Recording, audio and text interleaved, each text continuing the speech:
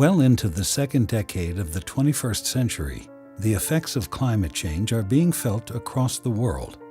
Economic activity and population growth have resulted in unprecedented concentrations of greenhouse gases in the atmosphere and led to a warming of the Earth's temperature.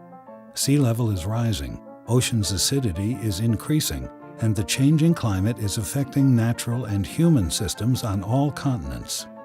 In 2009, Indonesia became the first developing country to announce a cut of greenhouse gas emissions.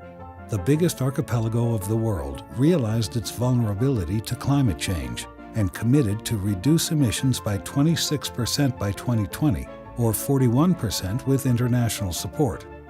With almost 250 million people, Indonesia is the world's fourth most populous nation and one of the world's largest emitters of greenhouse gases. Converting the 16th largest economy of the world to clean technologies will be no easy task. Emissions are expected to increase further due to a growing population and an expanding economy highly dependent on fossil fuels. Its industry, transport, housing, and commerce sectors will require profound changes to become energy efficient.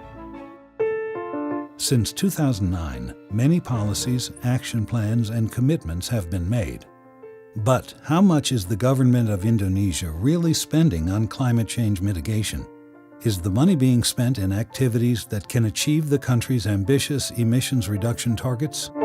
For that purpose, the Indonesian Finance Ministry launched a budget tagging system to track financial flows to activities that mitigate climate change, with the support of UNDP and UNEP. The Ministry of Finance aims at understanding whether activities that are currently being funded can achieve the emissions reduction targets. The system will put a tag and later will rate activities based on their contribution to reduce emissions.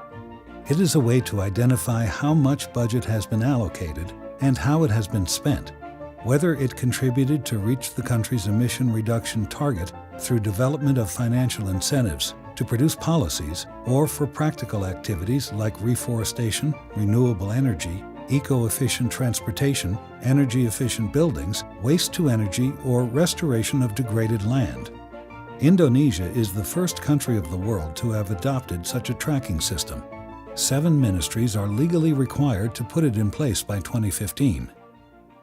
Nah, budget tagging bisa membantu pemerintah di dalam mengontrol perencanaan yang dilakukan oleh KL dan pembiayaan yang diberikan oleh pemerintah di dalam melaksanakan aktivitas tersebut, sehingga bisa pada akhirnya bisa membandingkan antara perencanaan dan implementasi serta output yang dicapai dari masing-masing kegiatan tersebut terkait dengan misalnya dalam hal ini adalah berapa besar dengan mengeluarkan budget sekian, berapa besar emisi yang akan diturunkan. Agar setiap alokasi anggaran terhadap kegiatan apapun juga, termasuk misalnya kegiatan yang mendukung mitigasi ataupun adaptasi, itu sudah ditandai dengan sebuah kode tertentu. Apakah dilaksanakan atau tidak, itu juga dapat diketahui dengan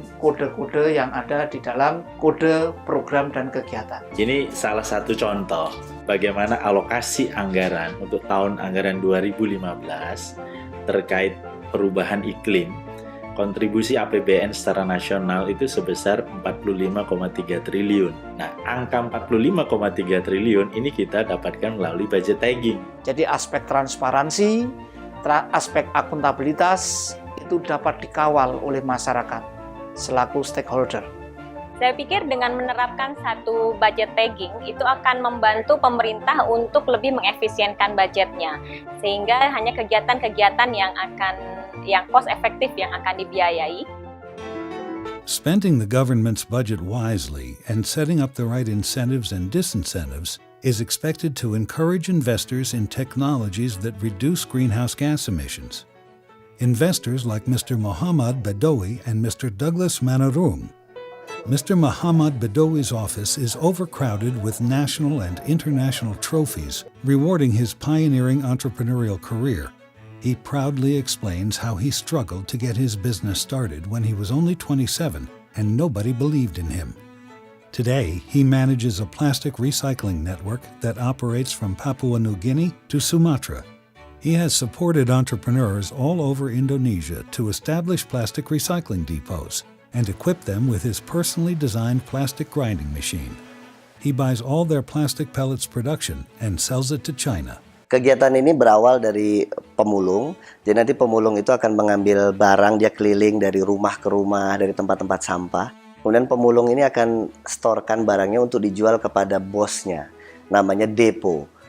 Kemudian di depo inilah akan mengirimkan barang-barangnya ke pabrik seperti kami.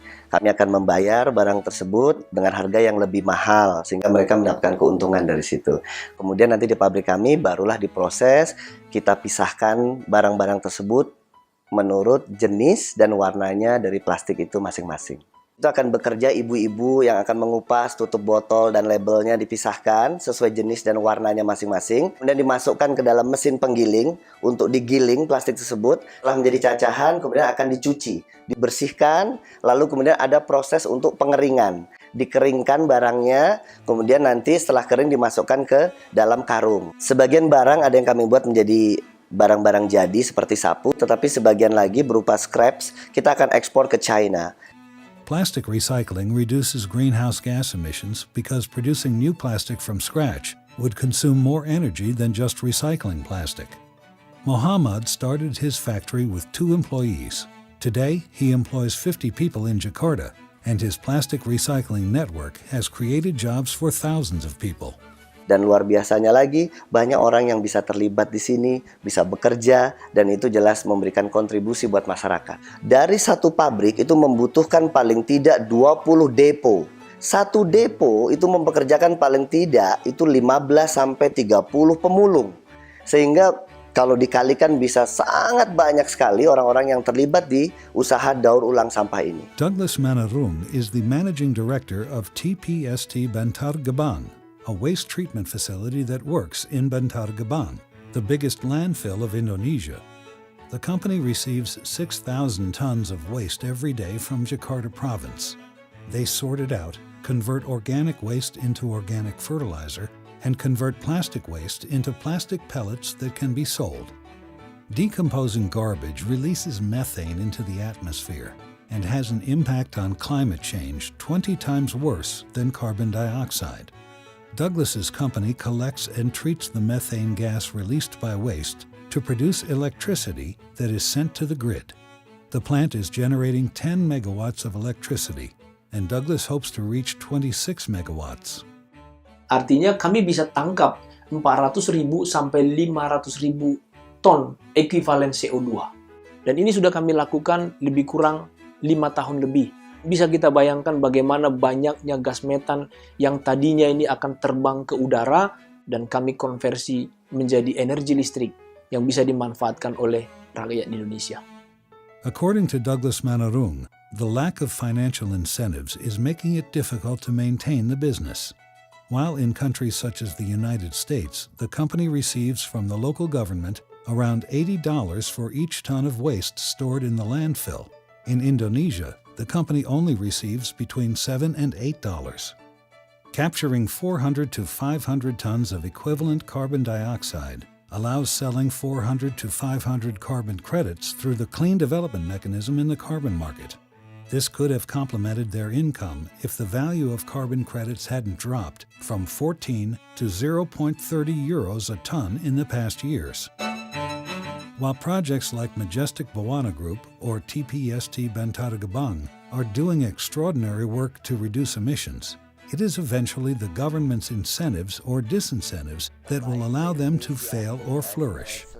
It is crucial for the government to identify the type of strategic activity that can create a friendly environment for public and private investments to succeed, and the tagging and scoring system can help to do so.